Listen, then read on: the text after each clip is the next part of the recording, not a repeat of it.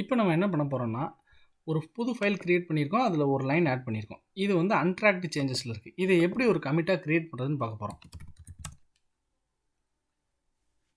So இப்போ git add dot அப்படின்னு சொல்லி ஒரு கமாண்ட் இருக்குது. இந்த கமாண்ட் எதுக்கு அப்படின்னா இந்த ஃபைலை வந்து கிட் ரெப்பாசிட்டரிக்குள்ளே கமிட்ஸுக்கு கொண்டு போய்க்கோ, ஆனால் கமிட் பண்ணாத, கமிட்டுக்கு ரெடி பண்ணி வச்சுக்கோ அப்படிங்கிறது தான் இந்த கமாண்ட்.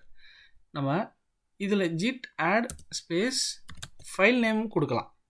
எதர் git add space file name கொடுக்கலாம், இல்லை git add ஸ்பேஸ் டாட். இது ரெண்டுக்கும் என்ன வித்தியாசம் அப்படின்னா, நான் இப்போ இன்னொரு ஃபைல் கிரியேட் பண்ணுறேன்னு வச்சுக்கோங்க.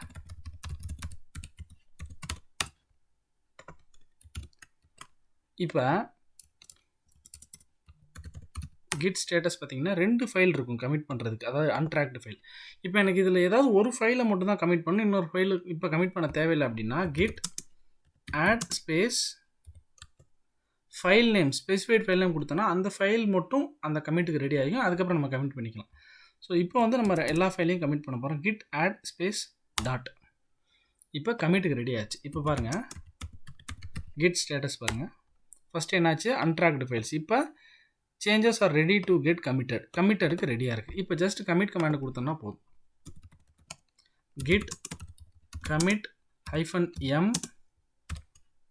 ஸோ இதில் lower case important, upper case போட்டோம்னா அது வேற ஒரு command. So lower case initial commit, நம்ம ஒரு கமிட்டை கிரியேட் பண்ணிட்டோம். அப்போ